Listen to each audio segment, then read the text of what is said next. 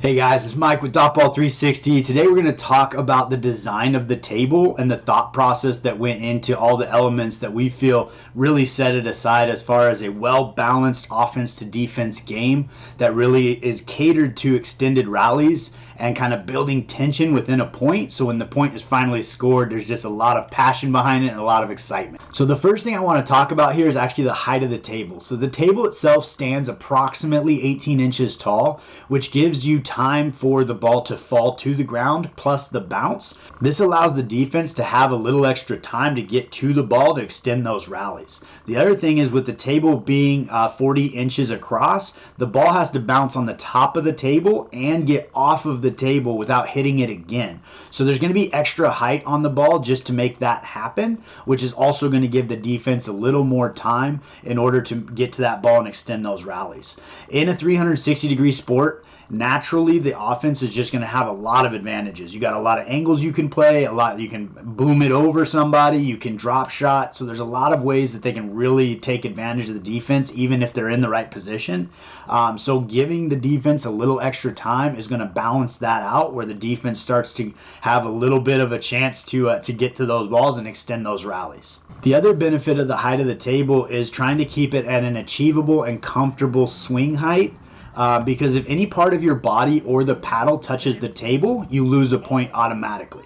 So you do have to keep your paddle off the table as well as your body from running into it. But even for kids, it's not overly tall where the kids are going to struggle to hit the ball onto the table. But it's also at a comfortable height for adults to be able to swing and really get some power behind it as well. But you can see in some of these rallies how much the ball moves around and how the defense is able to have time to get back and get an aggressive shot on the table and put the other team in a compromised position. But they also have that time to be able to react and respond and keep that rally going. So even balls that seem like they would be a great put away are still playable in a lot of cases. It was also important to us that drop shots are still a thing because it is a great part of tennis and a lot of different paddle sports that we want to make sure is effective in the game of dotball, but it is going to require a little more strategy and a little more finesse. Because of that bounce. So in this particular one, you can see the drop shot being effective as Ryan does. He kind of puts some weight into his swing, so you're anticipating a really heavy forehand, and then he turns his wrist out and does a real soft drop shot coming off the side of the table. And that you can see the movement on the defense completely catches him sleeping, 2 bounces, and black wins the point. So that is a very effective strategy that still works with dotball and the table and the bounce. So here's another one where Buddy drops a drop shot that is a pretty aggressive shot that is really difficult to return. Ryan is athletic enough that he was able to get there, but you can see that a good drop shot is going to be a great strategy and work really well in dotball. And even on the serve, the drop shot can be effective. On the serve, we're standing 11 feet off the side of the table. You can hit it however you want, underhand, overhand, sidearm, as hard as you want, but you got to be at 11 feet. For the kids, they can serve right at the table, but they need a gentleman serve to their opponent to keep the rallies going. If they start pulling angles and getting kind of weird, scoot them back. But at 11 feet, you can just crush it as hard as you want. But you can see Buddy here loads up that front hand, and I just slide in there, and he completely caught me sleeping, made me look like a fool. The next thing I want to talk about is actually the table surface and shape. So we wanted to go with a flat surface so that you got a true bounce and a true interaction with the ball on the table, where there's no like pockets or lips or rims or anything like that are going to basically change the trajectory of the ball and make it harder to hit and harder for the defense to read and react. We also wanted it to be, regardless of where you were around the octagon or around the table itself, you would have the same opportunity. Whereas if it were a square table and you were going across kitty corner, you'd actually have a longer surface area to strike than if you were going against one of the sides. And so we wanted to have the distance from anywhere on the table to be very comparable, so going with an octagon gave us that.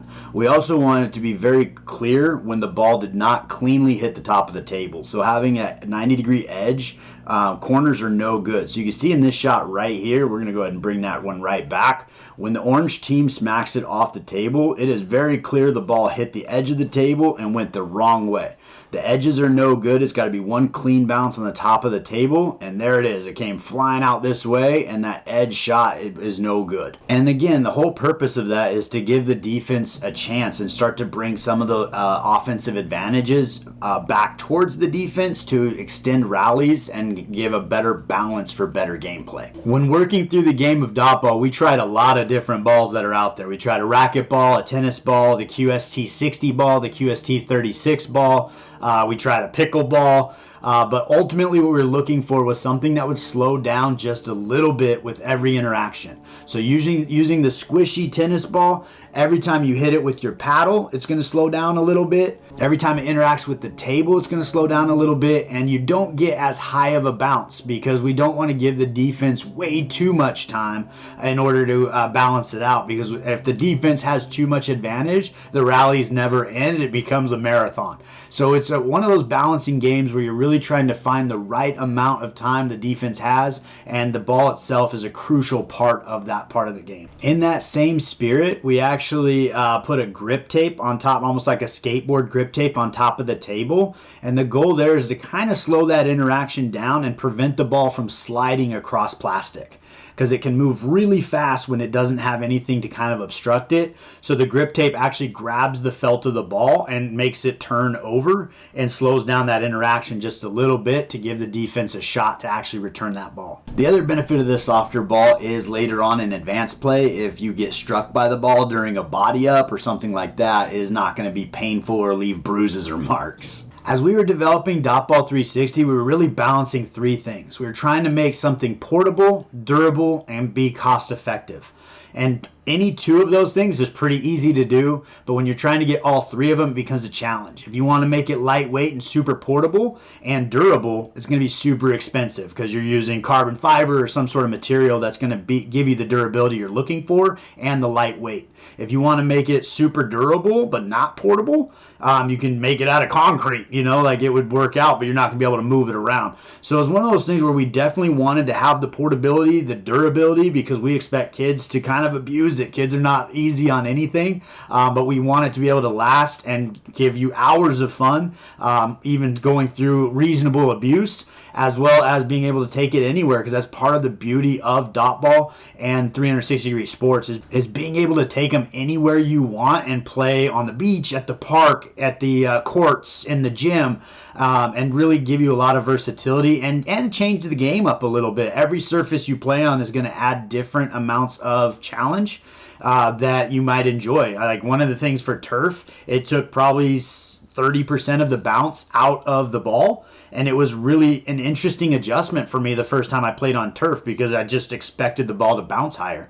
On court, super fun, and then on the in the sand, you don't get the bounce, but you feel like you have a little more reach because you can dive for the ball, so it kind of changes the game in that space. So there's a lot of different ways that the court itself will adjust and change the game and kind of keep it fresh and interesting on every surface. The other thing that we ran into when developing Dotballs, we wanted to make a product that had our very own paddle. We were designing this game from day one as a potential of becoming its own sport someday, and by utilizing paddles or rackets that already existed, it would kind of detract from that ability. So we actually developed a paddle that was right between the size of a pickleball paddle and a racquetball racket. We decided to go with a solid face, like a paddle, instead of a racket, just because the strings on a racket are going to move the ball a little too fast for the defense. Everything's in pretty close proximity, so the paddle was kind of the way to go. So with the paddle design, we did use a blow mold plastic paddle, which inside is hollow.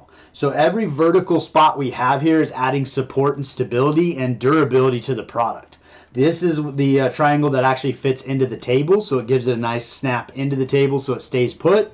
These guys here are actually designed to give you a sweet spot because there's a little bit of give in the middle of that octagon, because there's 8 sides to that going on there, and so that is where you kind of want to make contact with the ball, is right there in the sweet spot. Just like any racket or paddle sport, we're trying to show you exactly where that sweet spot is, but it also adds rigidity to the paddle, which is going to add to the performance of the paddle. We also included a comfort grip that's kind of got some squish to it, so it is nice and comfortable, as well as like the weight of the paddle, and the overall design is just designed to really enhance the gameplay of DotBall360. And the other thing that we really love about Dotball is the actual team element of it.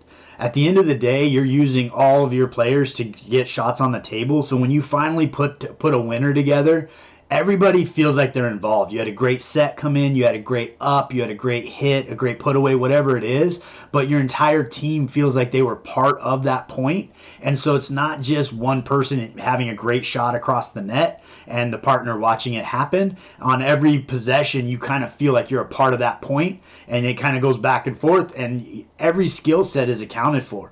A great set is just as important as a great hit. A great up, just like Buddy had right there, is just as important as a great hit as well. Every aspect of gameplay is important, and you can't score a point without all of it. So with that, having varying skill sets and all of that, if you're an amazing defensive mindset and you're always in the right position, you're going to have a place on every team. If you're an amazing striker and you can do a forehand, slice, backhand, put away, whatever, like, you're going to have a space on every team. And if you have great finesse and great positioning on your shots, that's going to make you probably a phenomenal setter to really put the ball where your team members want it. You're going to have a place on every team. So you don't necessarily have to have a specific skill set to be successful at Dotball. There's a lot of different ways to find success in this game. But with that being said, it's been an absolute journey building the sport of Dotball360 from the ground up. And a lot of thought went into every aspect of the entire set to really balance offense and defense. Like we talked about, when you build tension in the point and you switch possessions a few times, it really builds a lot of excitement so that when that point is finally scored, you feel like you earned it. But I think that's about what I got for you today. I appreciate you guys hanging out, talking about the design of Dotball and how much thought and energy went into every aspect of the game. There's plenty of things I didn't get to in this video, but I wanted to hit the highlights of our journey building this sport from the ground up. We feel like we found a great balance across the board, but we always keep our ears open to feedback. If there's things that are working well, things you'd like to see, I can't guarantee we're going to put it in there and make it a thing, but it's something we will definitely talk about and discuss. One of the things we're talking about currently based on feedback is in tournament play, potentially getting one bounce per possession instead of having one bounce between each contact. That'll speed the game up quite a bit. It'll become a strategy on when you use your bounce. You could also do tournaments where you don't have any bounce at all, play on sand or whatever the case is. So those are kind of rules that we can switch up and change and see what fits. Service line distance, all that stuff is just where we have found to be successful at this time. But as people play the game and the skill sets improve and people really start to get after it, some of these things may not work in a tournament setting, and they might need to be adjusted, and we're excited to do it. But thank you again for your time. Thank you for all the support. We are very appreciative of the community that we're developing here, and we love to see everybody out there playing Dotball, having fun, getting out and moving around. So I appreciate you taking the time today, and I look forward to seeing you next time.